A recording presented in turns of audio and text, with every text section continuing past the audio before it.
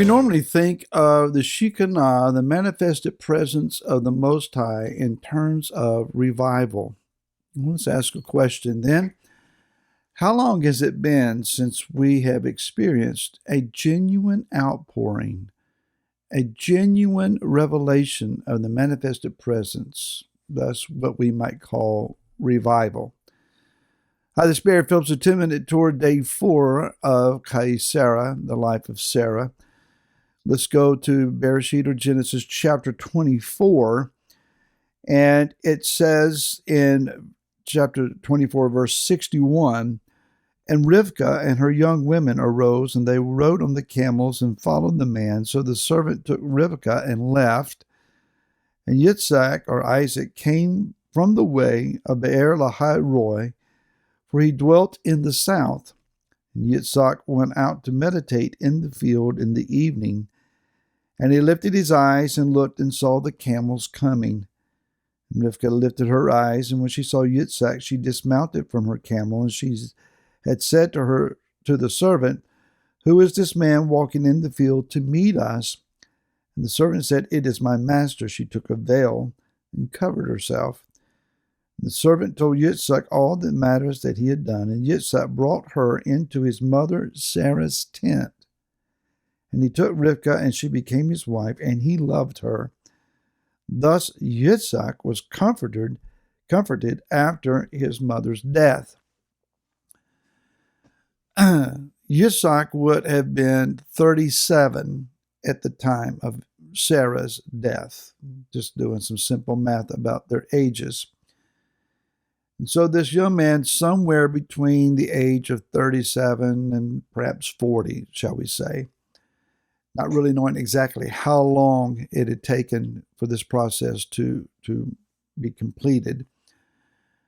The servant of Abraham has gone back to the land of his ancestors, and he has taken a wife, Rebekah, from among the household of Nahor, Abraham's brother.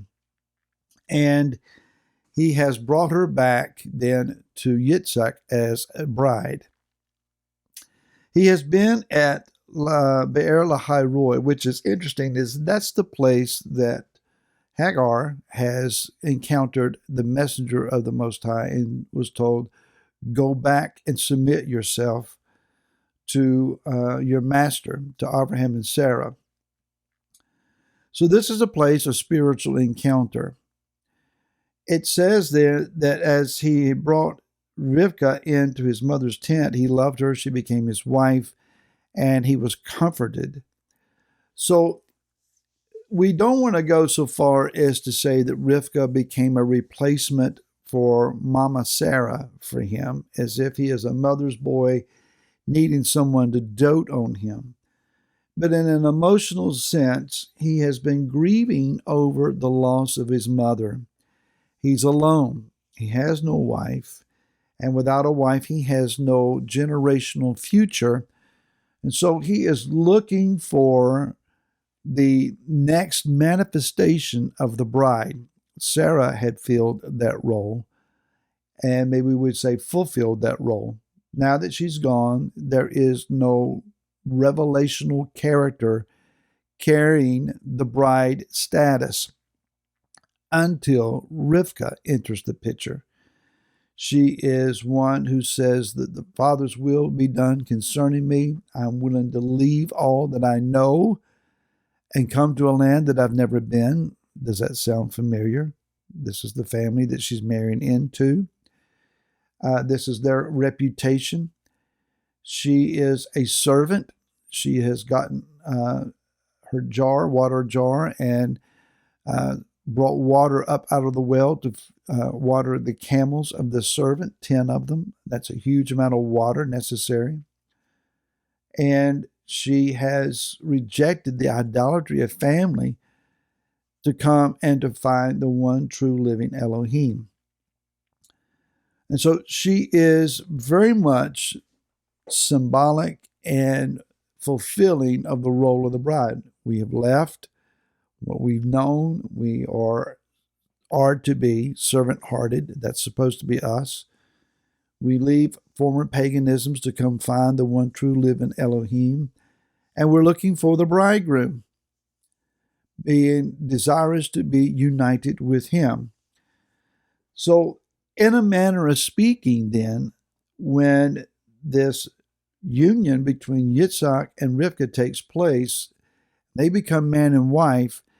One might say then that the light of Sarah has re-emerged and been kindled again in the same tent. That is, you might also say, revival has come to them. So, with revival, with renewal, with restoration, there is joy and there is life. And we are to be desirous of that.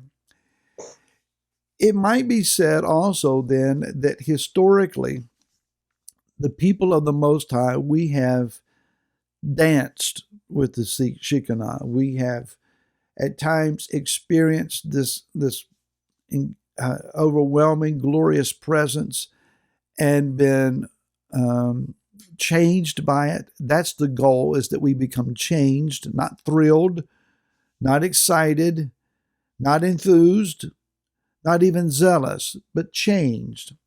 The presence of the Most High desires to leave us on our face, acknowledging that Yahweh Elohim, He is the one true Elohim, and besides Him there are no other gods. Israel has known times of outpouring and revival, renewal. We think about the time that David brought in the Ark of the Covenant into Jerusalem, and there was great singing, dancing, celebrations, great joy in the camp. The presence of the Most High has been restored to Israel after being taken captive by the Philistines, and Yah has done a phenomenal work. David humbled himself and danced before Yah, and revival came. We think of his son Shlomo or Solomon building and dedicating the temple. And I've read today about the number of sacrificial offerings that he presented before Yah, and it was enormous what he offered. I can't even imagine the processes of how much manual labor of the priests it took to facilitate that. There was the days of Josiah, who cleansed the temple and restored the presence of the Most High, getting rid of altars and pagan objects and ideologies and priests that had infiltrated and cleaned house.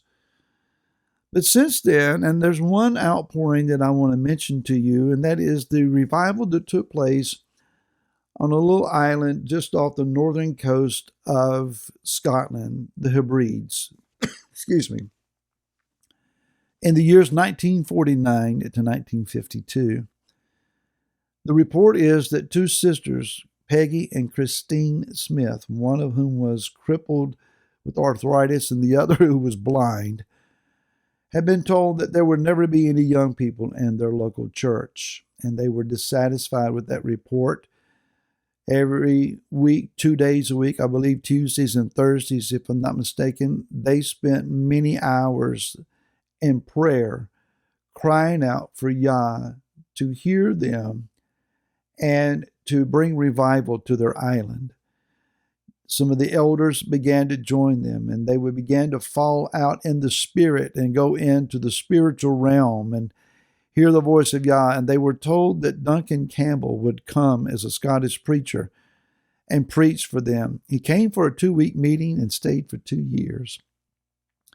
The result of that was people would fall under convicting power just trying to get to the church building.